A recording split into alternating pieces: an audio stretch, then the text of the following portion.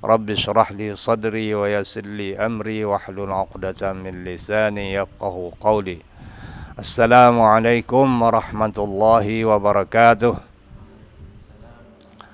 Alhamdulillah, puji syukur kepada Allah Subhanahu wa taala, selawat dan salam kepada junjungan Nabi besar kita Muhammad sallallahu alaihi wasallam. Sama-sama kita rafakkan rasa syukur kita kepada Allah Subhanahu wa taala di pagi yang berbahagia ini. Kita berada dalam keadaan sehat walafiat dan masih di dalam jagaan Allah Subhanahu wa taala. Semoga Allah Subhanahu wa taala lindungi kita daripada penyakit ataupun daripada wabak yang merebak lagi kali keempat mungkin. Ketiga ke yang keempat. Ala kulli hal, kita alhamdulillah masih diberi peluang oleh Allah Subhanahu wa taala untuk kita sama-sama berada di dalam medan pengajian ataupun ilmu yang mana dituntut oleh Allah Subhanahu wa taala supaya kita mencari dan juga memperbekalkan diri dengan ilmu pengetahuan demi kebahagiaan hidup di dunia dan di akhirat.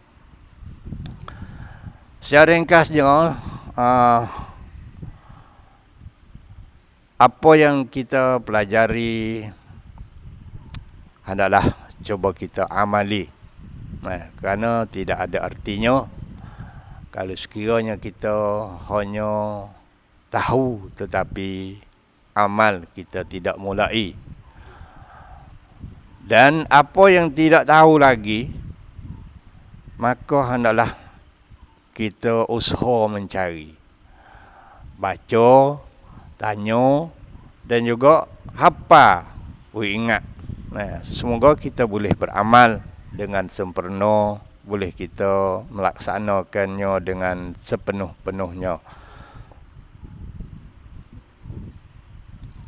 Di antara perkara yang kita harus perhatikan ataupun pastikan apa yang kita sudah belajar, di antaranya 2-3 minggu lepas kita ada ambil satu pesanan daripada Rasulullah sallallahu alaihi wasallam mengatakan bahawa tidak diterima solat malaikat tunaikan zakat. Ini 2-3 perkara hak kembar ni yang panggil. Kalau kita perhati di dalam ayat Allah pun selalu dikembalkan. Iqamis salah wa ita'i az-zakah. Maknanya benda ni seolah-olah tak dapat diasingkan. Kita nak becek tak boleh. Kalau semaya saja zakat tak bagi, semaya pun tak terpakai. Ataupun kalau zakat saja semaya dak pun zakat tak jadi. Maknanya dua benda ni seolah-olah yang kembar. Ada hak ni kena ada hak sah lagi, baru terpakai hak kita ada ni. Ada semaya tapi tak ada zakat. Iqamis salah saja, dirikan semaya saja. Ita zakah tak wi. Saya harta ni saya. Tak usah kata siapalah. Wak tak ada cari harta lagi, sedap kerenak.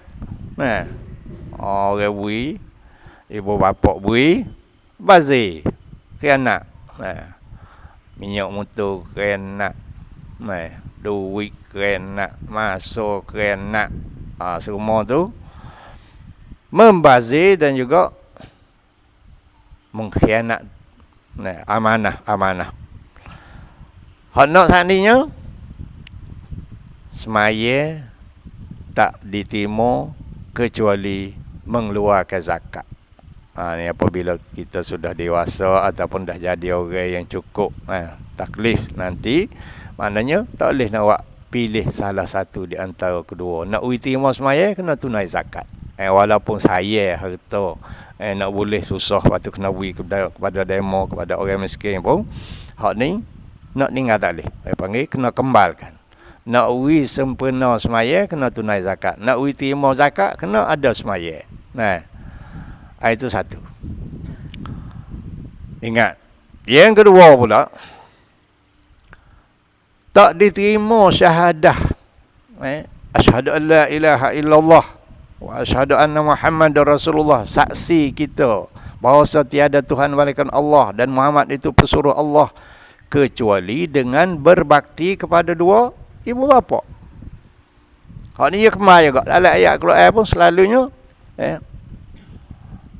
lepas pada urutan ayat suruh kita taat kepada Allah, birril walidain.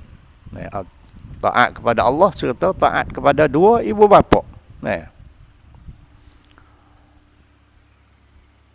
Ati Allah wa ati Rasul wa bil walidaini ihsana. Taat kepada Allah dan taat kepada Rasul dan kepada dua ibu bapa juga hendaklah mesti berbuat baik. Wa'budullah wa la tusyriku bihi syai'a wa bil walidaini ihsana. Beribadatlah kepada Allah. Jangan kamu sekutui dengan Allah Subhanahu wa taala dengan apa suatu pun, dan hendaklah kepada dua ibu bapa kamu berbuat baik ataupun berbakti. Seolah-olah dua ni kemar juga. Sabit ridallahu fi ridal walidain. Keredaan Allah di bawah keredaan dua ibu bapa. Maknanya nak dapat keredaan Allah, kena dapat keredaan dua ibu bapa. Tak dapat keredaan dua ibu bapa, tak akan dapat keredaan Allah Subhanahu wa taala. Ibadat kepada Allah dan berbakti kepada dua ibu bapa. Lucu manusia tak pakai kedua. Taat kepada Allah dan Rasul, tetapi tak peduli bahkan buat zalim, buat nyanyo atau durhaka kepada dua ibu bapa, maka tak pakai juga ketaatan kita. Demikian juga berbakti kepada dua ibu bapa tapi tak taat kepada Allah dan Rasul, maka sudah tentu tu tidak diterima juga amalan kita. Ingat dua. Yang ketiga, apa dia? Yang ketiga, kita terima Quran je, tak terima sunnah. Maknanya apa yang ada dalam Quran, kita usaha buat. Tapi apa yang disuruh oleh Rasulullah, yang dilarang oleh Rasulullah, yang dicontohi oleh Rasulullah, kita abaikan. Sedangkan benda dua ni seolah-olahnya benda tula. Diutuskan Rasul itu sebagai menyatakan, mentafsirkan apa yang ada di dalam Al-Quran. Hadis-hadis itu seolah-olahnya penafsiran apa yang ada di dalam Al-Quran. Bila kita ambil dalam Quran saja, kita tinggal daripada hadis, artinya tak sempurna.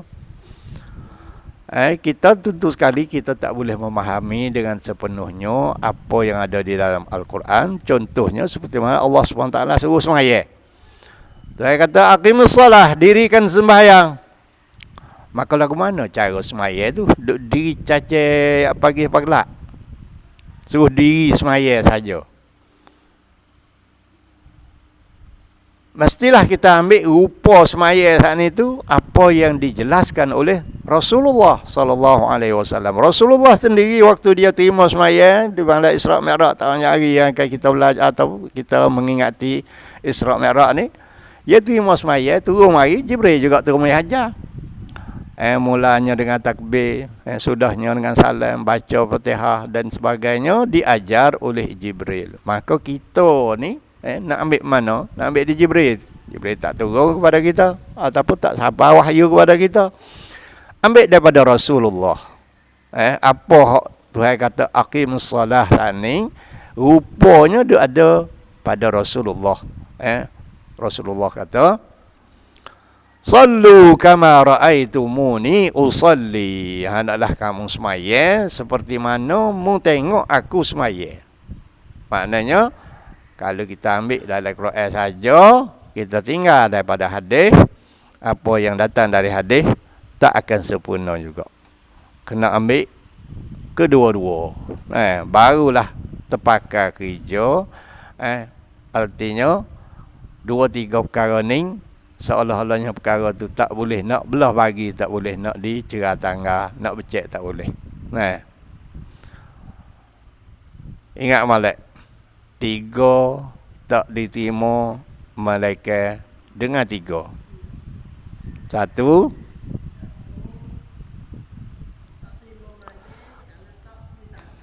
tak diterima sembahyang bila kita tak tunai zakat.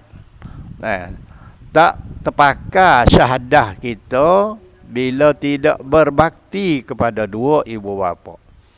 Tak terpakai apa yang kita ambil, bahkan kita nak laksanakan tak sempurna apa yang ada di dalam Quran, kecuali kita kena ambil daripada hadis apa yang telah diterangkan oleh Rasulullah sallallahu alaihi wasallam kepada kita, seperti mana semaya, begitu juga haji. Khuzu anni manasikakum, ambillah daripada aku ni kerja-kerja ataupun perbuatan ibadah haji seperti mana aku buat ni, hendaklah mau buat. Kerana Nabi ni seolah-olahnya ia berjalan ataupun ia hidup yang boleh dicontohi. Sahabat bila dia tanya Aisyah, bagaimanakah akhlak, bagaimanakah Rasulullah? Maka jawab Aisyah, kana khuluquhul Quran. Aisyah jawab kata, Nabi Muhammad ni akhlak dia, perangai dia, cara kerja buat dia, ibadat dia adalah Quran. Apa yang ada di dalam Quran, maka Nabi Muhammad sudah tayangkan kepada kita untuk kita saksi dan untuk kita ikuti, untuk kita amali. Semoga apa yang ada di dalam Al-Quran itu dapat kita laksanakan dengan penuh penelitian, mengikut contoh yang telah diberikan oleh Rasulullah sallallahu alaihi wasallam. Tepatlah dengan ayat Al-Quran yang berkata, laqad kana lakum fi Rasulillahi uswatun hasanah. Ayat Allah Subhanahu wa taala kata, sesungguhnya pada diri Rasulullah itu merupakan satu contoh ataupun tauladan yang baik yang ada pada Rasulullah, yang semestinya kita ikuti. Sekadar itu dulu untuk pagi ini. Semoga diberi taufik dan hidayat oleh Allah Subhanahu wa taala, dapat kita mengamali apa yang kita tahu dengan semampu-mampu kita. Wa sallallahu ala sayyidina Muhammad wa ala alihi wa sahbihi wa sallam. Walhamdulillahi rabbil alamin.